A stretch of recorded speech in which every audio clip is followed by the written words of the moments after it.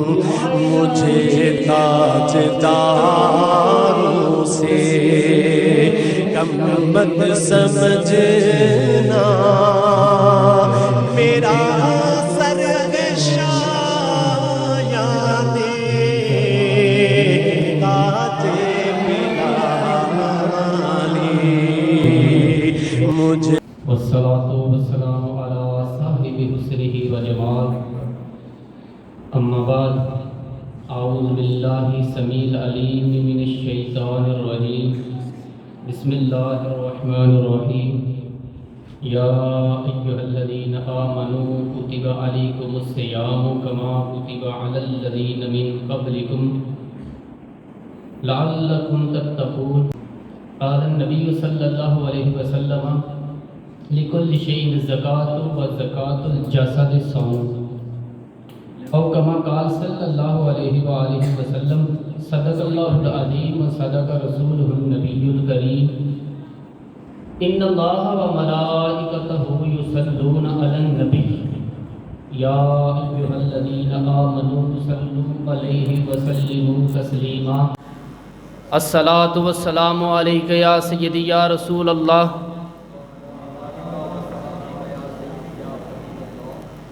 وعلى آلك وصحابك يا سيدي يا حبيب الله. الصلاة والسلام عليك يا سيدي يا نبي الله وعلى آلك وصحابك يا سيدي يا نور الله.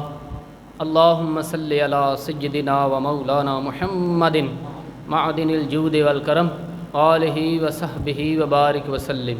حمد و صلات کے بعد قرآن مجید سورہ بقرہ اللہ تبارک و تعالی نے ارشاد فرمایا یا ایھا الذین آمنوا کتب علیکم الصیام، اے ایمان والو تم پر روزے فرض کیے گئے،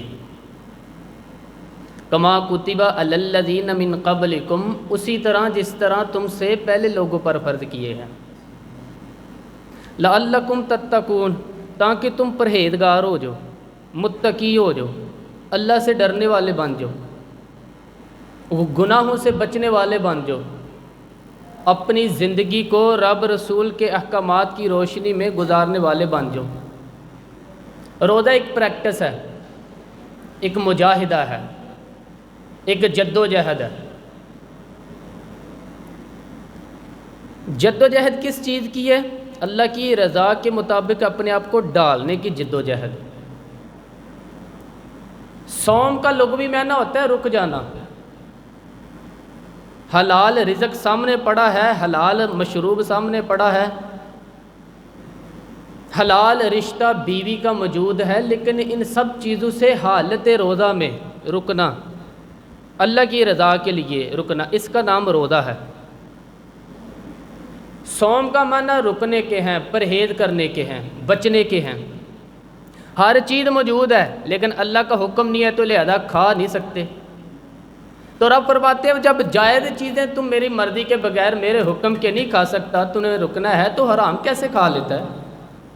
جب جائز چیز کے لیے تجھے حکم ہے کہ میں کہوں تو کھائے گا، میں کہوں تو نہیں کھائے گا، میں نے حکم دے دیا جائز ہے، روٹی ہے، کھانا ہے، گوشت ہے، تیری فریج میں پڑا ہے سارا کچھ، تو با اختیار ہے، منہ میں دانت بھی ہیں، ہضم کرنے کو ہاضمہ بھی ہے، بھوک کی شدت بھی ہے، پر میری اجازت کے بغیر تو کھا سکتا؟ روزہ رکھ لیا، اب تمہیں حکم نہیں کہ تو کھائے. جب جائز چیز میری مرضی کے بغیر نہیں کھا سکتا تو ناجائز کیسے کھا سکتا ہے؟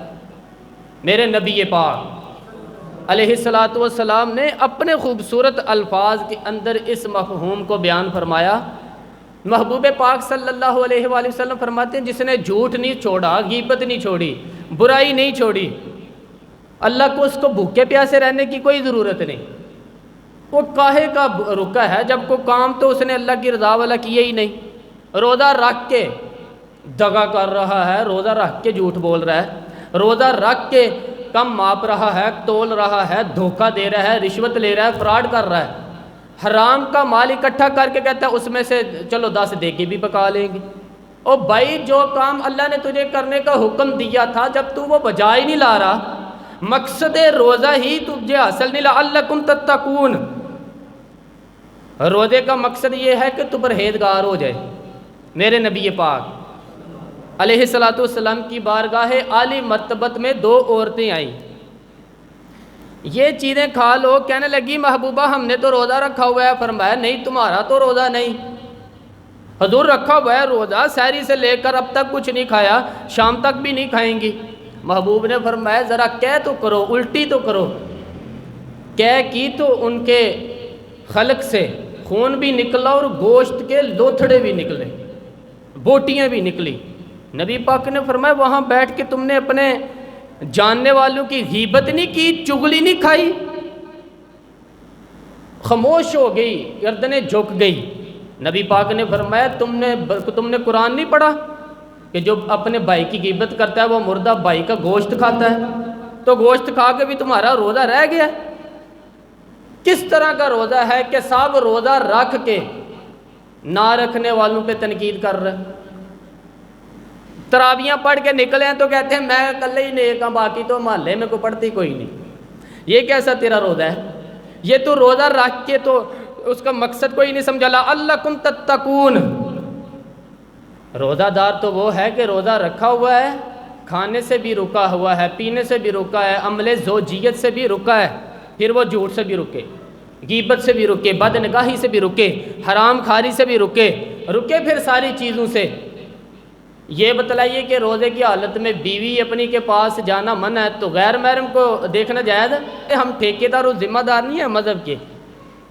یہاں ہمارے آنے سے پہلے بھی کوئی بیٹھا تھا، ہم مریں گے تو یہاں ہم سے بڑے بڑے لوگ بیٹھیں گے، کوئی بندہ ذمہ دار نہیں ہے۔ بڑے بڑے کاج کلا، صاحب جبہ و دستارہ، بڑے بڑے صاحب بصیرت، ائمہ، فقہاء، علماء، زعماء، نقباء، صوفیاء، اولیاء، غوث، کتب، ابدال، اوتال، کتب الابدال، جانے کون کون آئے، علماء آئے، مفسرین آئے، محدثین آئے، گزر گئے۔ ہم تو خاک نشین لوگ ہیں، تھوڑا کام کرتے ہیں، تھوڑی سی صلاحیت رکھتے ہیں، لیکن بھائی اگر کرتے ہیں تو ایک کام کرتے ہیں، ساتھ دوسرا نہیں کرتے۔ یہ کس طرح کا دین سکھانے لوگ نکلے ہیں کہ شوال سے لے کر شعبان تک گانا سنایا جائے گا، شعبان سے لے کر شوال تک ناچ گانا کیا جائے گا، شوال سے لے کر شعبان تک دھما چوکڑی ہوگی، رمضان آئے گا تو حدیثیں سنائی جائیں گی ٹی ویوں پہ، رمضان آئے گا تو لوگوں کو قرآن پڑھ کے سنایا جائے گا۔ یہ مذہب بانج نہیں ہے کہ گویے مذہب سکھائیں گے، ایکٹر مذہب سکھائیں گے۔ یہ مذہب بانج نہیں کہ ایک گلاس کے اندر پہلے شراب پی لو، پھر اسی گلاس میں رمضان آئے تو شہد بانٹنا شروع کر دو۔ یہ بانج نہیں ہے، یہ میرے رسول اللہ کا مذہب ہے۔ اگر تمہیں شوق ہے دین سیکھنے سکھانے کا، یکم رمضان کو توبہ کرو اور کہو کہ ہم ٹی وی پہ بیٹھ کے حدیثیں سنائیں گے تو سارا سال ہی سنائیں گے، اور جس زبان سے حدیث نکلے گی پھر اسے کبھی کوئی گندا گانا نہیں نکلے گا، پھر کبھی ناچ گانا نہیں ہوگا۔ یہ کون سا مذہب ہے جو بیویاں سکھا رہی ہیں؟ یہ کون سا دین ہے جو عورتیں سکھا رہی ہیں؟ میرے رسول پاک صلی اللہ تعالیٰ علیہ وآلہ وسلم کا وہ مذہب ہے کہ میرے اعلیٰ حضرت فاضل محدث بریلوی رحمۃ اللہ علیہ نے فرمایا مرد کے لیے جائز نہیں کہ وہ عورت کی زبان سے میلاد بھی سنے، نعت بھی سنے، مرد کے لیے جائز نہیں۔ مرد کو مرد سکھائے گا، عورت سکھائے گی تو عورتوں کو سکھائے گی۔ بے شک آپ سویرے فتویٰ دیجئے کہ چھوٹی سی مسجد میں بیٹھ کے، چھوٹے سے کونے میں بیٹھ کے چھوٹا سا مولوی، اور وہاں تو اتنے بڑے مفتی ٹی وی پہ بیٹھے ہوئے ہوتے ہیں، وہ غلط ہے تو صحیح ہے کیسے ہوگے؟ سنو، میرے نبی پاک علیہ الصلوۃ والسلام کے مذہب کا حسن یہ ہے کہ اسلام کہتا ہے ایک نظر بی بی کو دیکھا کسی نے غلطی سے تو معافی ہو جائے گی، دوسری نظر شہوت سے دیکھا تو حرام ہے اس کے لیے، وہ پاکستان کا مولوی ہو یا سعودی عرب کا شاہ ہو، کسی کے لیے عورتوں کے بیچ پھرنا اٹھنا بیٹھنا جائز۔ میرے نبی پاک صلی اللہ علیہ وآلہ وسلم کے نے فرمایا میں عورتوں سے مصافحات کرنے نہیں آیا، اور میرے نبی پاک صلی اللہ علیہ وسلم نے فرمایا، حضور علیہ السلام فرماتے ہیں دیکھیں نا کتا بالکل ناپاک نہیں ہوتا، کتے کا تھوک ناپاک ہوتا ہے یا کتا گیلا ہو جائے تو ناپاک ہوتا ہے، لیکن خنزیر سارا ناپاک ہوتا ہے، کل ناپاک ہے خنزیر۔ نبی پاک نے فرمایا خنزیر بھی ہو اور گند میں لتھڑا ہوا بھی ہو، پیشاب میں لتھڑا ہوا ہو، گوبر میں لتھڑا ہوا ہو، پیخانے اور فضلے میں لتھڑا ہوا خنزیر ہو، اس کا جسم تیرے ساتھ ٹکرا جائے تو اتنا برا نہیں جتنا غیر محرم عورت کا وجود تیرے ساتھ ٹکرا جائے تو برا ہے۔ اس حد تک میرے نبی پاک صلی اللہ علیہ وسلم اور گنبد کے معاملے میں فتویٰ دینے والے، یا رسول اللہ کہنے پر کفر کا فتویٰ دینے والے اور بڑی بڑی باتیں کرنے والے خاموش کیوں ہو گئے؟ یا ایھا الذین آمنوا لا تتخذوا اليہود والنصارى اولیاء، رب فرماتا ہے یہودیوں اور عیسائیوں کو دوست نہ بناؤ، یہ تمہارے دوست ہو سکتے، یہ تمہارے سجن ہو سکتے؟ جب عرش کا مالک کہتا ہے سجن نہیں ہو سکتے تو دوستی کی طرف کیسے بڑھا رہا ہے؟ یا رسول اللہ ہمارے سجن کون ہو سکتے ہیں؟ فرمایا تمہارا دوست وہ ہو سکتا ہے جو محمد عربی کا غلامی کرنے والا ہو، جو رسول اللہ کی نوکری کرنے والا، وہ دوست ہوگا۔ دوسرا دوست ہو سکتا؟ کوئی ایکٹر مذہب نہیں سکھائے گا، کوئی گویہ مذہب نہیں سکھائے گا۔ حضرت سیدنا جنید بغدادی، بغداد کے پیر سے کسی نے پوچھا تھا آج سے 1100-1200 سال پہلے، وہ تو زمانہ ویسے ہی نیکی اور پرہیزگاری کا تھا، کہا بابا جی مرد اور عورت نیک ہوں، بغیر پردے کے، بغیر حجاب کے، بغیر دیوار کے بیٹھ کر ایک دوسرے کو دین سکھا سکتے ہیں؟ حضرت صاحب بتائیے، مرد اور عورت نیک ہوں تو بغیر پردے اور حجاب کے ایک دوسرے کو دین سکھا سکتے ہیں؟ تو حضرت جنید بغدادی فرمانے لگے سکھانے والا حسن بصری ہو اور سیکھنے والی رابعہ بصری ہو تو پھر بھی بغیر پردے کے بیٹھنے کی اجازت نہیں۔ تو مفتی صاحب کو اجازت کس نے دی؟ مولانا صاحب کو اجازت کس نے دی؟ بڑا وہ نہیں ہوتا جو ٹی وی پہ زیادہ آتا ہے، بڑا وہ ہوتا ہے جو رسول اللہ کے دین پہ عمل زیادہ کرتا ہے۔ حضرت عبداللہ ابن مسعود رضی اللہ تعالی عنہ فرماتے ہیں زیادہ باتیں کرنے والا عالم نہیں ہوتا۔ حضور پھر عالم کون ہوتا ہے؟ فرمایا پڑھو قرآن، انما یخشی اللہ من عبادہ العلماء، فرمایا بڑا عالم وہ ہوتا ہے جو اللہ سے زیادہ ڈرتا ہے، اس لیے کہ رب فرماتا ہے میرے بندوں میں سے جو عالم وہ ہیں جو اللہ سے زیادہ ڈرتے ہیں، خوف رکھتے ہیں۔ اور میرے بھائی رمضان المبارک میں بچنا ہے، پرہیز کا وقت ہے، تو کوئی شخص بھی کوئی شو نہ دیکھے، میری منت ہے آپ حضرات سے، کوئی شو نہ دیکھے۔ عورت کا تو پردہ ہے تو ہمیں تو تماشے پہ لگا دیا گیا ہے، عجیب قسم کے ایکٹر آ گئے ہیں اور وہ مذہب سکھا رہے ہیں۔ میری اپیل ہے آپ سے کہ سحری افطاری کے وقت ٹیلی ویژن بند رکھیں، کیا چیز کھول کے رکھیں؟ یا قرآن کھول کے رکھیں یا رسول اللہ کا فرمان کھول کے رکھیں؟ اللہ رسول کی طرف توجہ کریں، وہ سیکھنے سکھانے کا وقت ہے، چھوڑیں گویوں سے دین سیکھا جائے گا۔ اب ہمیں کوئی شکوہ نہیں چاہیے، پکی توبہ کریں، سویرے آئیں آ کے دین سکھائیں۔ حضرت فضیل بن عیاض، اور میں ان سے بھی اپیل کروں گا کہ آؤ دین سکھاؤ۔ حضرت فضیل بن عیاض فرماتے ہیں میں ڈاکو تھا، کبھی کبھی چھپ چھپا کے جمعہ پڑھا کرتا تھا، پھر میں نے توبہ کی تو سچی توبہ کی، پھر میں نے توبہ کی تو رب کو راضی کرنے والی توبہ کی، پھر میں نے توبہ کی تو چھوڑی پھر ہر شے، غریبوں کا لوٹا ہوا مال پھر واپس کیا، رزق جس کے پیسے نہ دے سکا اس کے گھر میں جا کر کے اس کی بھینسوں کو چارہ ڈالا، اس کے اونٹوں کی خدمت کی، میں نے قرضے چکائے۔ فرمایا میں سچی توبہ کر کے مسجد آیا، جس خطیب کے پیچھے میں جمعہ پڑھا کرتا تھا وہ میرے ہاتھ پہ بیٹھ کر کے مرید ہو گیا۔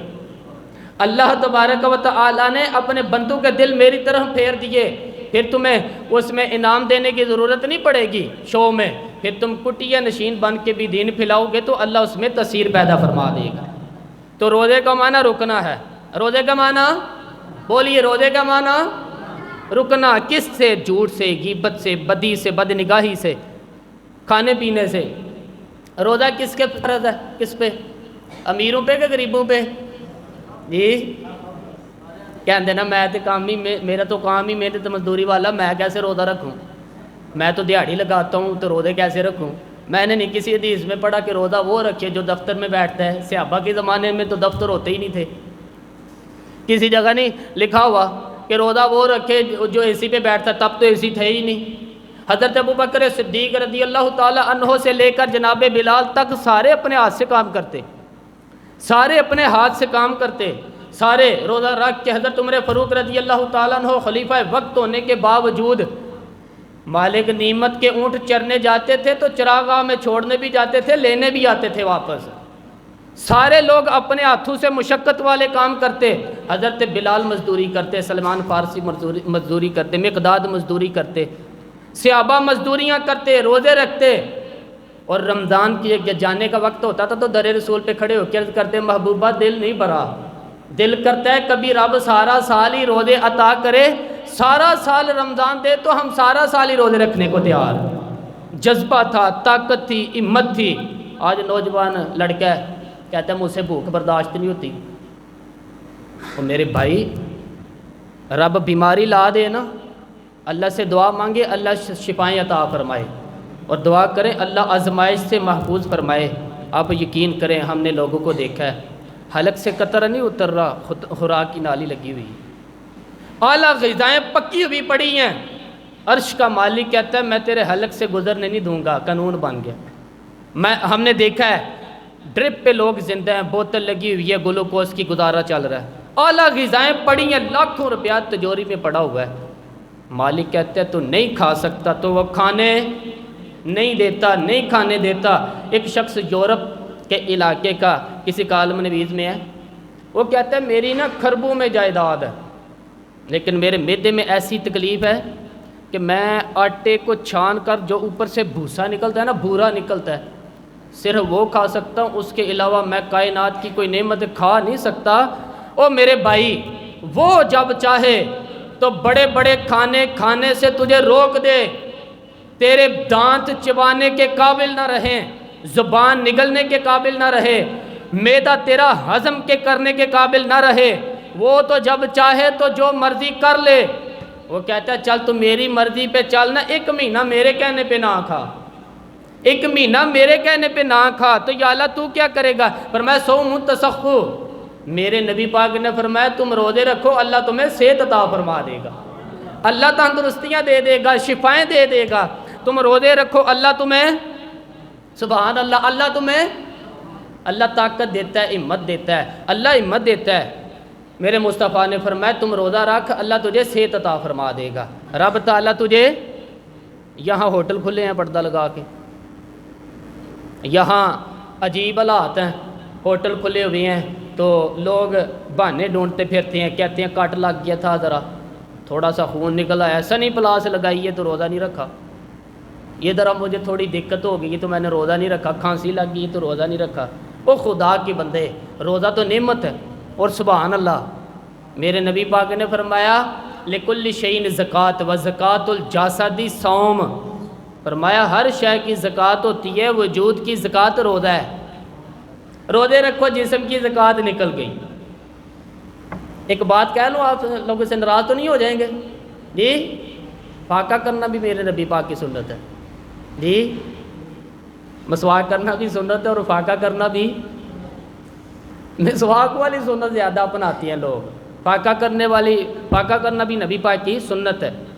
ایک صاحب کہنے لگے جی جناب بیٹھ کے کھانا سنت ہے حضور کی، میں نے کہا کبھی کبھی نہ کھانا بھی حضور کی سنت ہے، نہ کھانا بھی تو حضور کی۔ اور ہمارے فقہا نے لکھا ہے جو روٹی زیادہ کھاتا ہے اس پہ دو باتیں پیدا ہو جاتی ہیں، میں پہلے تو ڈکل معافی مانگ لی نا، ناراض نہ ہو گیا جی، جو روٹی زیادہ کھاتے ہیں اس پہ دو باتیں پیدا ہو جاتی ہیں، کیا کیا؟ ایک بولتا زیادہ ہے، دوسرا سوتا زیادہ ہے، غافل ہو جاتا ہے۔ پاکا حکیم و طبا، ڈاکٹر کہتے ہیں کہ پیٹ خالی رہے نا جس آدمی کا، اس کا حافظہ مضبوط ہوتا ہے، اس کے ذہن کی گرہ کھلتی ہے، زیادہ کھانے سے تو خماری چڑھتی ہے دماغ پہ، ڈھونڈتے پھرنا روٹی کدھر سے آئے گی، گھر میں نہیں پکی تو ہوٹل چلے جانا، کسی دوست کو کہنا کہ کھانے کے سوا اور کا کام ہی کوئی نہیں۔ وہ صاحب میرے نبی پاک سید عالم علیہ السلام نے فرمایا کافر 7 آنتوں سے کھاتا ہے، 7 آنتوں سے، اور فرمایا میرا مومن 1 آنت سے کھاتا ہے، اس کے وجود میں کھانے والی 1 آنت ہے، کافر 7 آنتوں سے کھاتا ہے۔ مسلمان فاقہ کشی سے نورانیت پیدا ہوتی ہے، کم کھانا۔ دیکھیں نا نبی پاک صلی اللہ علیہ وسلم نے اللہ سے فاقہ مانگ کے لیے، یا اللہ 1 وقت روٹی دے 1 وقت کا فاقہ دے، مانگ کے لیے ہے نبی پاک نے، مانگ کے۔ حضرت ابو ہریرہ رضی اللہ تعالیٰ عنہ فرماتے ہیں بھوک زیادہ لگتی تھی نا جب مجھے، تو میں حضرت عمر، ابو بکر، عثمان، مولا علی اس سے کوئی مسئلہ پوچھ لیتا تھا، اور جب میں مسئلہ پوچھتا تھا نا تو وہ مجھے روٹی کھلا دیتے تھے، جب میں ان سے مسئلہ پوچھتا تو وہ مجھے ایسے آبا دی گال سی مولویاں دی نہیں جے مت تسی کل نو میرے تے ذمہ لا دو، مسئلہ بھی پوچھنا تے روٹی بھی کھوانی جے۔ یہ بات کس کی تھی؟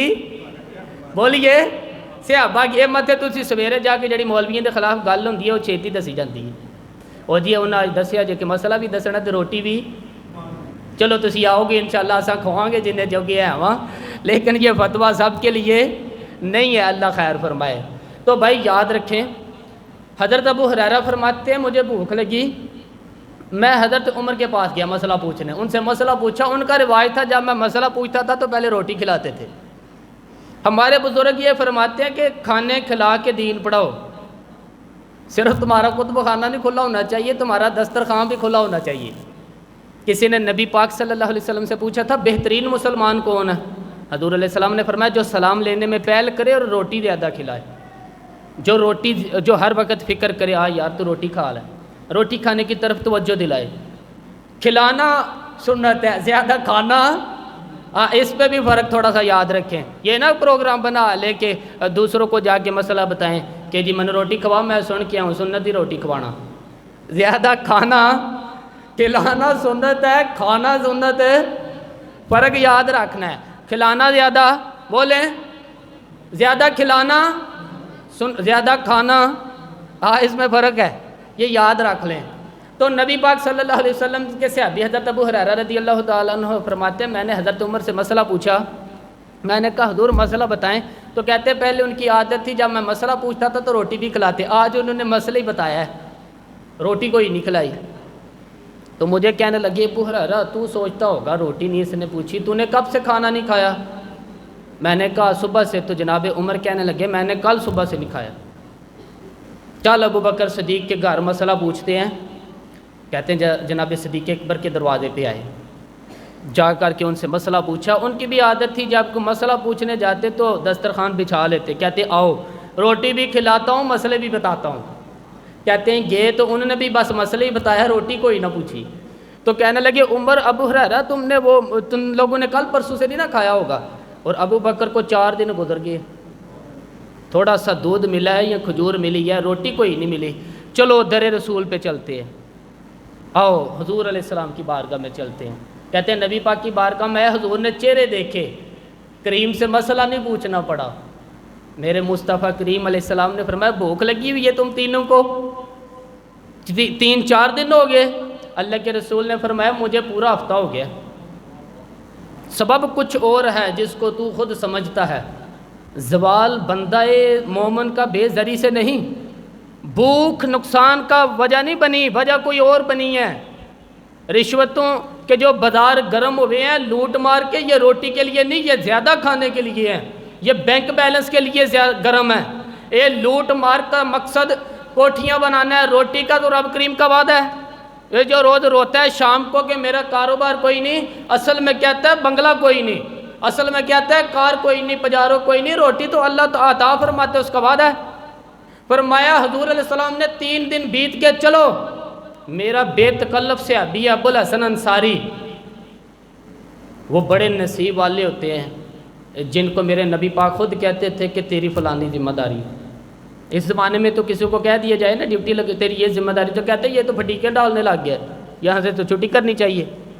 خوش ہوتے تھے صحابہ کہ ہماری ذمہ داری لگی۔ کہتے ہیں حضرت ابو الحسن انصاری کے گھر گئے، نبی پاک نے فرمایا بھوک بڑی لگی ہے کھانا لا۔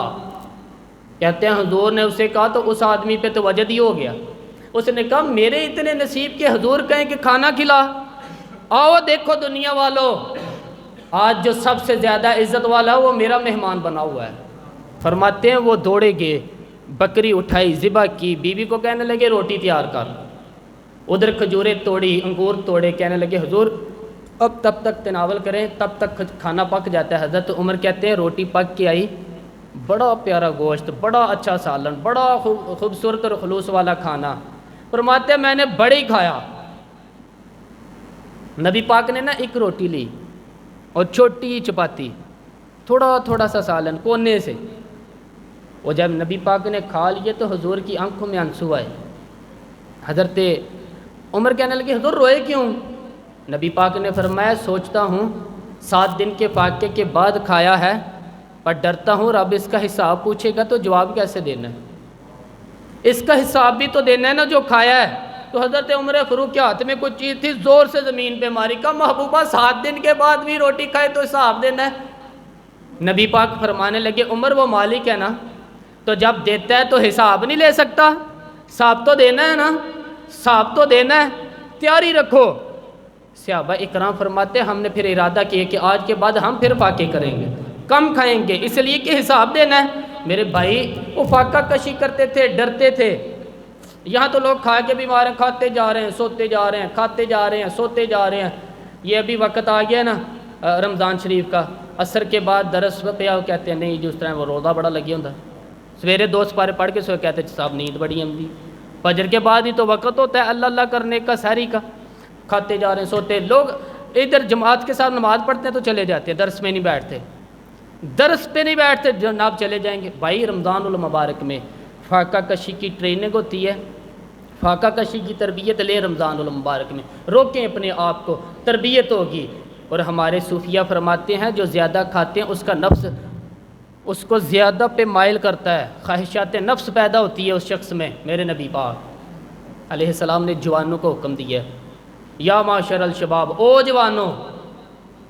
یا رسول اللہ کیا حکم ہے؟ فرمایا یا نکاح کر لو اگر طاقت ہے تو، نہیں طاقت تو روزے رکھو۔ حضور روزے سے کیا ہوگا؟ فرمایا تمہارا نفس کچلا جائے گا، شیطان وسوسہ اندوزی نہیں کرے گا۔ آج نوجوان بڑھ بڑھ کے کھاتا ہے، بہت زیادہ کھاتے ہیں، کبھی اس ہوٹل سے کھاتا ہے، کبھی اس ہوٹل سے کھاتا ہے، اور ہمیں بھی بتاتے ہیں اتنا زیادہ کھائیں گے تو نفسانی قوتیں اچھل کر کے آئیں گی، مشکل ہو جائے گا بچنا۔ شادیاں دیر سے ہوتی ہے، ماں باپ آنکھیں بند کر کے بیٹھ جاتے ہیں۔ اگر ماں باپ کی ذمہ داری ہو اور ماں باپ نکاح نہ کرے تو نبی پاک نے فرمایا بچے گناہ کریں گے تو جتنا گناہ بچے کو اتنا باپ کو بھی ہوگا۔ تو ماں باپ چپ ہیں، دوسرا شادی مشکل بڑی ہے، مہنگی بڑی ہے، اور تیسرا نہیں کر رہے کچھ لوگ تو روزے بھی نہیں رکھ رہے۔ تو رمضان ان کے لیے بھی وقت ہے، نفسانی قوتیں کچھ لی جائیں گی، کھانا جتنا کم کھایا جائے گا اتنا وجود کے اندر نفسانی خواہشات کم پیدا ہوں گی۔ تو رمضان المبارک تو پریکٹس ہے مجاہدے کی، دین کی۔ اور دوسرا میرے حبیب پاک صلی اللہ علیہ وسلم نے فرمایا ہے، حضور علیہ السلام فرماتے ہیں کہ رمضان اور قرآن کا آپس میں رشتہ ہے۔ قرآن پاک کتنا پڑھنا چاہیے روزانہ؟ زیادہ سے اللہ جزا دے، امید آپ زیادہ سے زیادہ پڑھتے ہوں گے۔ حدیث مبارکہ میں نبی پاک علیہ السلام نے فرمایا رمضان اور قرآن دونوں مل کے نا، بڑی پیاری حدیث، فرمایا دونوں مل کے اللہ کی بارگاہ میں میری امت کی سفارش کریں گے، رمضان اور اللہ اکبر۔ کس طرح؟ نبی پاک صلی اللہ علیہ وسلم فرماتے ہیں رمضان کہے گا اے اللہ دن کے وقت میں نے اسے تیری رضا کے لیے کھانے پینے سے باز رکھا، اور قرآن کہے گا یا اللہ رات کو تیری رضا کے لیے کھڑا ہو کے یہ قرآن سنتا رہا۔ رمضان اور قرآن دونوں سفارش کریں گے۔ ہم نا بڑا کچھ پڑھتے ہیں، سنتے ہیں، سیکھتے ہیں، آپ یقین کریں یہ کھاتے بھائی کا بھائی سے اختلاف ہو جائے نا تو وہ 30 سال پرانے کھاتے کھول کے لے آتا ہے، ساری رات ڈھونڈتا ہے کہ میرے پیسے کہاں سے نکلتے ہیں، پڑھ لیتا ہے وہ۔ قرآن پاک کی باری آتی تو نہیں پڑھتے ہیں قرآن پاک۔ ابا جی کا ختم ہوتا ہے تو مانگتے پھرتے ہیں، کہتے 2 قرآن پاک، یہ میں نسخہ دیتا ہوں الحمد سے شروع کرو اور 2 صورتیں چھوڑ کے قرآن پاک ختم کر دو آخری، اور پھر فلق اور ناس صورتیں ساتھ لے جاؤ۔ یہاں بیٹھ کے اصال ثواب نہیں کرنا، ختم نہیں دلانا، ساتھ لے جاؤ، قبر پہ کھڑے ہو جاؤ اور فلق اور ناس صورتیں قبر پہ بیٹھ کے تلاوت کرو، اور جو قرآن مجید پڑھا ہے ان کی روح کو وہاں اصال کرو۔ او بھائی اولاد جب ماں باپ کے لیے پڑھتی ہے تو اسے کہنا نہیں پڑتا اللہ بخش دے، اس لیے کہ اولاد کی نیکیاں خود بخود ماں باپ کے کھاتے میں جمع ہو جاتی ہیں، خود نیکیاں جمع ہوتی رہتی ہیں۔ میرے بھائی تو بچوں سے یہ تو مطالبہ کرتا ہے کہ بیٹا اس سال رمضان المبارک میں میرے لیے ستو ضرور بنانا، فلانی چٹنی ضرور تیار کرنا، یہ کیوں نہیں کہتا بیوی سے کہ ڈش کم بنانا، تو بھی بیٹھے کہ قرآن پاک پڑھ، میں بھی قرآن پاک پڑھتا ہوں، ادھر آؤ بیٹے یہاں آ کے قرآن تلاوت کرو، میں بھی کرتا ہوں، بیٹی ادھر آؤ بیٹھ کے قرآن پاک پڑھو۔ کتنا وقت لگتا ہے؟ حافظ اور قاری اور علماء اگر پڑھے تو 20-25 منٹ لگتے ہیں قرآن پاک کا سپارہ پڑھنے میں، اور اٹک اٹک کے پڑھنے والا بھی پڑھے تو 1 گھنٹہ لگ جائے گا۔ اور میرے نبی پاک صلی اللہ علیہ وسلم نے فرمایا جو قرآن پڑھتے ہوئے اٹکتا ہے اللہ اسے ڈبل ثواب عطا فرماتا ہے۔ فرمایا جو زبانی پڑھے سنگل ثواب، جو دیکھ کے پڑھے اسے ڈبل ثواب۔ حضور کیوں؟ فرمایا اس لیے کہ میرا قرآن دیکھنے پہ بھی اللہ ثواب عطا فرماتا ہے، قرآن دیکھنے پہ بھی اللہ ثواب دیتا ہے، دیکھنے کا بھی ثواب۔ رمضان شریف میں قرآن پاک پڑھیں، کھل کے پڑھیں۔ اور میرے بھائی اگر تیرا بچہ پڑھے، اگر تیری بیٹی پڑھے قرآن پاک، کائنات کا خوش نصیب باپ وہ ہے جس کا بیٹا قرآن پڑھے، چاہے ناظری پڑھے، جس کی بیٹی پڑھے۔ زندگی میں انہیں اس کام پہ لگا جاؤ، مرنے کے بعد بھی پڑھیں گے۔ حضرت عیسیٰ قبر کے پاس سے گزرے، قبر پہ عذاب ہو رہا تھا، اللہ کا غضب برس رہا تھا، جناب عیسیٰ استغفار کرتے ڈرتے گزر گئے۔ تھوڑی سی دیر کے بعد، چند گھنٹوں کے بعد گزرے تو اسی قبر پہ پھول کھلے ہوئے تھے، رحمت برس رہی تھی۔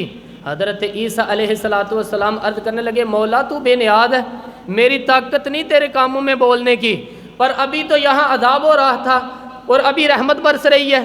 جناب عیسیٰ کہتے ہیں آواز خداوندی آئی، عیسیٰ بندہ بڑا گناہ گار تھا، پاپی تھا، مجرم تھا، خطا کار تھا، لیکن جب اس کا انتقال ہوا، اس کی بیوی حاملہ تھی، اس کے پیٹ میں بچہ تھا، بچہ اس کے انتقال کے بعد پیدا ہوا، آج وہ 4 سال کا ہوا ہے، مکتب میں گیا ہے، مدرسہ میں گیا ہے، استاد نے بسم اللہ شریف پڑھائی ہے، فرمایا اس نے توتلی زبان سے کہا ہے بسم اللہ الرحمن الرحیم۔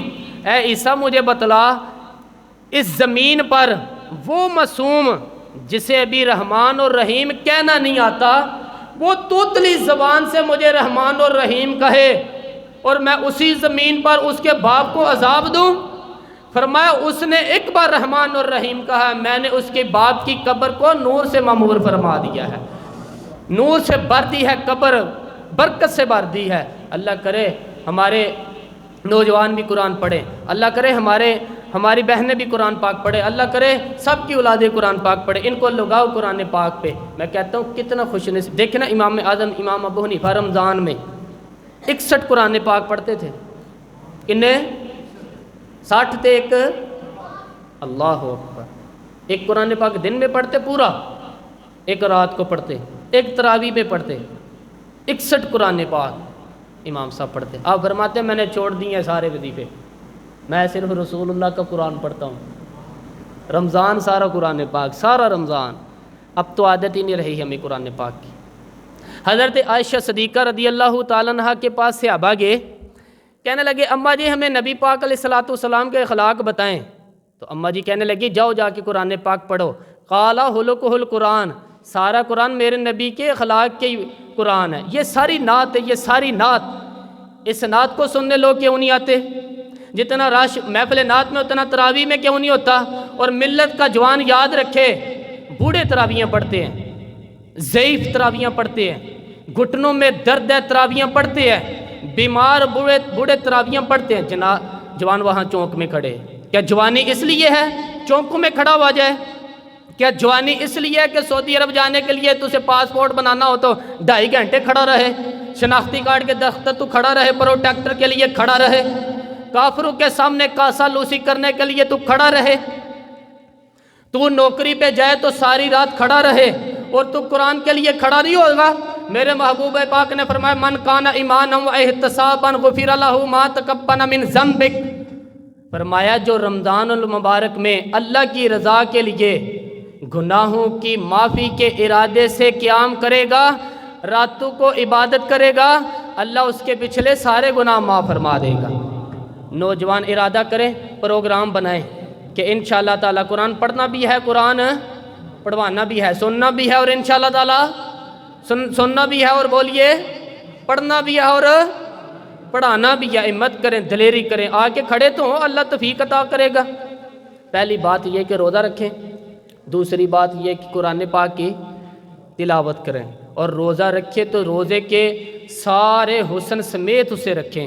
نبی پاک نے فرمایا رمضان غم خاری کا مہینہ ہے، غم خاری کا کریں۔ ہمارے زمانے میں 2 قسم کی تکلیفیں ہیں، ایک تو غریب آدمی، اس کا حال یہ ہے کہ وہ مانگ کے گزارا کرنا چاہتا ہے، اس نے ہاتھ یوں کر لیے تو اب اس کا یوں ہونے کو تیار ہی نہیں۔ ضرورت اگر کسی آدمی کو کسی دروازے پہ لے جاتی ہے تو برا نہیں، لیکن سوال کا اپنے اوپر دروازے کھول لینا، یہ ٹھیک نہیں، فاقہ کشی کا پیدا کریں، حوصلہ پیدا کریں، تھوڑے پہ گزارا کرنا سیکھیں۔ غریبوں کو بھی اجازت نہیں کہ وہ بھی نکل کھڑے ہوں میدان میں مانگنے کے لیے، ٹولیاں نکلتی ہیں رمضان المبارک میں، جٹھے نکلتے ہیں خیرات کٹھی کرنے کے لیے۔ بچیں، میرے نبی پاک صلی اللہ علیہ وآلہ وسلم نے فرمایا جس نے بغیر ضرورت کے سوال کیا، جب قیامت کے دن آئے گا تو اس کے چہرے کے اوپر گوشت نہیں ہوگا، صرف ڈھانچہ ہی ہوگا۔ اتنی بھیانک صورت میں وہ آئے گا۔ بغیر اشد ضرورت کے سوال نہ کریں، کبھی سوال نہ کریں۔ اور امیروں سے گزارش ہے کہ رمضان ہمدردی کا مہینہ ہے، ہمدردی کریں تو سامنے والے کی عزت کا بھی خیال کریں۔ یہ بات درست ہے کہ غریب سیاںا نہیں ہوتا، اس لیے کہ جس کی جیب میں پیسے نہیں ہوتے بھائی اسے عقل بھی نہیں آتی، جس کے گھر کار نہیں ہوتے اسے چلانے کا طریقہ، جس کے گھر اوون نہیں ہوتا اسے چلانے کا طریقہ بھی نہیں آتا، جس کے گھر چیزیں ہوتی ہیں اسے چلانا بھی آ جاتا ہے، جہدے گھر دانے ہوتے کملے بھی اس کے سیانے ہو جاتے ہیں۔ تو چودھری صاحب، سیٹھ صاحب، نواب صاحب آٹا تقسیم کرتے ہیں، کھڑے ہو کے فوٹو کھنچاتے ہیں، فیس بک پہ دیتے ہیں، اور ایک آٹے کا تھیلا اور 10 اخباروں میں فوٹو۔ اللہ سے ڈریں، رمضان ہمدردی کا مہینہ ہے، ہمدردی کا۔ غریب کو دیں تو اس کی عزت کو رسوا نہ کریں۔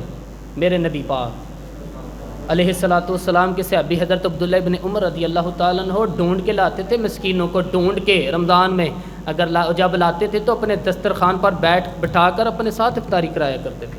اور پھر فرمایا اللہ تعالیٰ نے لن تنالوا البر حتی تنفقوا مما تحبون، اللہ کے راستے میں وہ چیز دینی ہے جو تمہیں زیادہ پیاری ہو۔ کیڑی چیز جو تمہیں راستے میں پیاری چیز دینی ہے نا اللہ کے، اس لیے گلے گلے نوٹ لوگ مسجد میں دے جاتے، پھٹے ہوئے ڈال جاتے ہیں، کہتے ہیں جوڑ لیں گے مولوی صاحب۔ اور خدا کے بندے پیاری چیز دینی تھی تم نے، اور تو نے اس کا ترجمہ الٹ کر لیا۔ سمجھ لے رمضان المبارک میں کسی غریب کی مدد کرنی ہے تو ساتھ اس کی عزت بھی کرنی ہے۔ نبی پاک علیہ الصلاۃ والسلام کے دروازے پہ یہ جملہ ایک ہے لیکن بڑا قیمتی ہے۔ صحابہ کہتے ہیں جب ہم دروازے رسول پہ جاتے تھے خیرات بھی ملتی تھی اور عزت بھی ملتی تھی۔ خود بھیک دیں، خود ہی کہیں میرے منگتے کا بھلا ہو، خیرات بھی ملتی تھی اور عزت بھی ملتی تھی۔ نبی پاک ساتھ عزت بھی دیتے تھے، مسکین کو غریب کو دیں اور خیر خواہی کریں۔ جوتے بیچنے والے جوتوں کے ریٹ بھی سستے کریں، کپڑا بیچنے والے کپڑوں کا ریٹ، درزی صاحب بھی ریٹ سستا کریں، دکاندار بھی چیزوں کا ریٹ، حکیم صاحب پیسے کم لیں، ڈاکٹر پیسے کم کریں، اور حکومت ملکوں میں کمی کرے، اور یہ کام اجتماعی طور پہ کریں سارے رل کے۔ میرے نبی پاک نے فرمایا رمضان غم خاری کا مہینہ ہے، اس میں غم خاری کرنی ہے، دوسرے کا خیال کریں، احسار کریں، اب قربانی کریں۔ یہاں ہر چیز کا ریٹ بڑھ جاتا ہے رمضان الشریف میں، ہر آدمی کہتا ہے میرا سیزن آ گیا، توجہ بڑھائیں، خیال کریں، غم خاری کا مہینہ ہے۔ اور پھر آپ لوگوں سے یہ بھی گزارش ہے کہ رمضان المبارک کا جب مہینہ آئے تو جس آدمی کے ساتھ نیکی کرنی ہے وقت پہ کریں۔ کسی غریب کو پیسے دینے ہیں، کپڑے دینے ہیں تو یکم رمضان کو سے پہلے دے دیا کریں۔ غریب کو لوگ فطرانے دینے جاتے ہیں عید سے ایک دن پہلے، تو کیا کرے گا اس کا؟ نہ تو کپڑے خرید سکا، نہ روٹی لا سکا، بلکہ میرے حضرت صاحب فرماتے ہیں رمضان سے پہلے دے دو، رمضان کے نیت کر کے رمضان سے 1-2 دن پہلے دے دو، اللہ رمضان جتنے ثواب عطا فرمائے۔ رمضان سے پہلے دو، جس کو کوئی شے دینی ہے قبل از وقت تیاری کریں۔ اور میرے قبلہ حضرت صاحب فرمایا کرتے اپنے کپڑے بعد میں، غریب کے بچوں کے کپڑے پہلے، اپنے گھر کی ضروریات بعد میں، غریبوں کی ضروریات، اس لیے کہ اللہ پاک نے ان کا رزق بھی ہمارے گھر بھیج دیا ہے۔ ہماری ڈپٹی ہے کہ لائی گئی ہے کہ تم نے بانٹنا ہے، بانٹنے والے بنے، اور یہ ذہن بنائیں کہ پتہ نہیں کس کا حصہ تھا جو اللہ نے میرے گھر بھیج دیا، یہ ذہن بنائیں۔ اور جس کو دینے جائیں، ہاں آپ کو اجازت ہے تھوڑا بہت ٹٹولنے کی، لیکن تھوڑا بہت تفتیش کرنے کی اجازت ہے، بال کی کھال اتارنے کی اجازت ہے۔ ہم نے دیکھا لوگ غریبوں کا انٹرویو لیتے ہیں، تیرا تو فلانا کمانے والا نہیں، تیرا تو فلاں بچہ، او بھائی بہت سارے غریب ایسے ہیں، بڑے ہیں جو کمانے کی کوشش کرتے ہیں لیکن ان کا سبب نہیں بنتا۔ ہاں ہیں ایسے لوگ جو سعودی عرب چلے گئے ہیں، کہتے تیرا تو فلاں باہر نہیں گیا، گیا ہے، لیکن سارے سعودی عرب جانے والے بھی مال کمانے کی طاقت نہیں رکھتے، کہیں وہاں بھی بیٹھ کے بیچارے قرضوں میں الجھے ہوئے ہیں۔ وہاں والوں کی ظلم کا شکار ہیں، بہت ساری آزمائشوں میں تو تفتیش کرتا ہے۔ میرے امام شافعی کا ایک جملہ اگر آپ کو یاد رہ گیا تو بات بن جائے گی۔ امام شافعی رحمۃ اللہ علیہ، بلکہ حضرت غوث اعظم جیلانی کے پاس وہ بات آپ کو زیادہ فائدہ دے گی۔ حضرت غوث اعظم جیلانی کو ان کا ایک مرید سمجھانے لگ گیا، کیا کہنے لگا، حضرت جی آپ سب کو ہی دیتے رہتے ہیں، ہر بندہ مستحق نہیں ہوتا، ذرا ٹٹول کے دیا کریں۔ تو غوث اعظم جیلانی فرمانے لگے، بھائی مجھے تو لگتا ہے تو بھی ان چیزوں کا مستحق نہیں تھا جو اللہ نے تجھے عطا کر دی۔ پہلے تو بتا کہ تم مستحق تھا، تجھے اپنی حیثیت و اوقات کا پتہ ہے جو اللہ نے تجھے دے دی ہے، طاقت تھی، کوالٹی تھی تیرے اندر، وہ صلاحیت تھی، رب نے تو نہیں تیری تفتیش کی تو قابل ہے کہ نہیں، تو اللہ کے بندوں کی تفتیش کرتا پھرتا ہے۔ امام شافعی فرمایا کرتے، امام شافعی فرماتے ہیں رب تجھے پرکھ کے نہیں دیتا، ٹٹول کے نہیں دیتا، رسوا کر کے نہیں دیتا، تو غریبوں کے ساتھ یہ سارا ظلم کیوں کرتا ہے؟ اور بس پتہ چل گیا وہ ضرورت مند ہے تو دے دے، اس لیے کہ اجر تجھے غریب نے نہیں دینا، اجر اللہ نے دینا ہے، اور اللہ اجر عمل پہ نہیں دیتا، اللہ تو نیت پہ اجر عطا فرماتا ہے۔ تو نیت دیکھ تیری کس طرح کی ہے۔ تو میرے بھائی غریب کو دیں، قبل از وقت دیں۔ رمضان المبارک میں چوتھا کام، بات آخری اور چوتھا کام، رمضان میں دین سیکھنا ہے۔ شیطان قید ہوتا ہے زیادہ سے زیادہ، اور آپ لوگوں کا جب پیٹ خالی ہوتا ہے نا، تو ہم نے تو پروگرام ہی اس ٹائم رکھا ہوا ہے جب بالکل بندہ آخری ٹائم پہ ہو، اور بزرگوں نے لکھا ہے کہ بندے کا جب پیٹ خالی ہوتا ہے نا تو اس کا ذہن بھی فریش ہوتا ہے۔ اس میں کوشش کریں دین سیکھنے کی، یہاں آئیں ہمارے پاس۔ میرے نبی کریم صلی اللہ علیہ وسلم نے اس دین کو علم کا دین قرار دیا ہے، شعور کا دین قرار دیا ہے، فہم کا دین قرار دیا ہے۔ نبی پاک صلی اللہ علیہ وسلم نے فرمایا ایک عبادت کرنے والا عشاء کے بعد کھڑا اور فجر تک نماز پڑھتا رہے، ایک عالم دین عشاء پڑھ کے سو جائے، اٹھ کے فجر پڑھ لے، تو وہ 70 عبادت کرنے والوں کا درجہ زیادہ نہیں، عالم کا درجہ پھر بھی زیادہ ہے، اس عالم دین کا درجہ زیادہ ہے، اس لیے کہ وہ لوگوں کو آگاہی دیتا ہے، شعور بخشتا ہے۔ یہ دین جو ہے، اور نبی پاک صلی اللہ علیہ وسلم نے فرمایا عبادت کرنے والے پر عالم کا درجہ اتنی زیادہ ہے جتنا میرا درجہ اپنے غلاموں پر زیادہ ہے۔ عالم کو حضور علیہ السلام نے اتنا بڑا مقام دیا، دین سیکھیں، شعور حاصل کریں، یہ فقاہت کا دین ہے، شعور حاصل کرنے کا دین ہے۔ اور نبی پاک صلی اللہ علیہ وسلم نے فرمایا دین کی ایک بات سیکھ لینا 1000 نفل پڑھنے سے زیادہ درجہ رکھتی ہے، دین کی ایک بات سیکھ لینا 1000 جنازوں میں شرکت سے زیادہ درجہ رکھتی ہے، دین کی ایک بات سیکھ لینا، میرے نبی پاک صلی اللہ علیہ وآلہ وسلم نے ارشاد فرماتے ہیں 1000 مریض کی عیادت کرنے سے زیادہ درجہ رکھتی ہے۔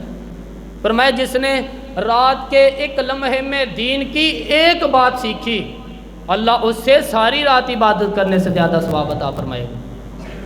میرے حضرت صاحب فرمایا کرتے تھے جب سیکھنے والے کو یہ ثواب ملے گا تو بتائیے سکھانے والے کو کتنا ثواب ملے گا، اسے اللہ کتنا درجہ دے گا۔ رمضان آ گیا ہے، شیطان قید ہے، دین پھیلانے کی کوشش کریں، ہمارا ساتھ دیں، جد و جہد کریں، بڑا روزہ لگا ہوتا ہے اس ٹائم، لیکن اگر کسی کا ارادہ بن جائے نا کہ دین سیکھنا بھی ہے اور دین بچوں کو سکھانا بھی ہے، دوسرے تو پھر کوئی بھی بھوک غلبہ پیاس غلبہ، بزرگ فرماتے ہیں کہ وہ بچوں کو سویرے بڑا جگاتی تھی عورت، بچوں کو، بچے جاگتے نہیں ہیں نماز کے لیے، وہ بزرگ مسئلہ پوچھنا ہی بزرگ سے، بچے جاگتے نہیں نماز کے لیے، بڑا عجیب جواب دیا بزرگوں نے، درویش تھے، عالم نے، کہنے لگے بی بی کیوں نہیں جگاتی، جاگتے جگایا کر، بیدار کیا کر بچوں کو، صبح اٹھایا کر۔ کہنے لگی بڑی جدوجہد کرتی تھی، اٹھتے نہیں، بیدار نہیں ہوتے، اللہ والے تھے نا۔ کہنے لگے یہ بتا اگر اس کمرے میں آگ لگ جائے تو پھر بچوں کو کیسے بیدار کرے گی، آگ سے بجانے کے لیے کیا کرے گی؟ تو کہنے لگی پھر تو بالوں سے پکڑ کے بھی گھسیٹنا پڑا تو گھسیٹ کے کمرے سے لاؤں گی، پھر تو چوٹیں لگتی ہے تو لگ جائیں، پھر میں پرواہ نہیں کروں گی۔ آپ فرمانے لگے یوں سمجھ لے جہنم کی آگ جل رہی ہے، اگر تیرے بچے نے نماز نہ پڑھی تو آگ لگ جائے گی، اگر اس نے عبادت نہ کی تو اسے آگ، اب جیسے بھی تجھے اٹھانا پڑتا اٹھا، گھسیٹ کے باہر لا، لیکن اس کی نماز قضا، نیند بڑی آ رہی ہے، پیاس بڑی لگی ہے اس ٹائم، لیکن اگر دیس نہ سیکھا تو مشکل ہو جائے گی۔ جیسے بھی اپنے آپ کو جگانا چاہیے، ادھر لانا چاہیے، مت کرنی چاہیے، دلیری کرنی چاہیے۔ ہم ایک بات آخری کرتے ہیں کہ آپ لوگ ہمارے ساتھ یہ ایسا تعاون کیا کریں کہ جیسے یہ آپ کا کام ہے، ہمارا کام نہیں، ہمارا سب کا مل کے ہم نے اس کو طول دینی ہے، اس کو ہم نے بڑھانا ہے، تو اس میں ہمارا ساتھ دیا کریں۔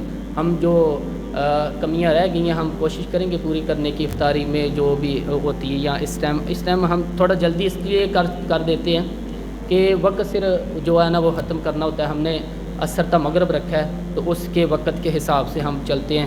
تو آپ لوگوں سے یہی گزارش کی جاتی ہے کہ آپ لوگ بر وقت تشریف لائیں، نماز عصر ادا کرو اور ادھر ہی بیٹھیں۔ نماز عصر کے بعد روزانہ انشاءاللہ تعالی یہ 5:22 پہ بیان شروع ہو جائے کرے۔ پیارے دوستو، ویڈیو اچھی لگی ہو تو اس کو لائک اور شیئر کریں اور اس چینل کو سبسکرائب کریں۔ شکریہ۔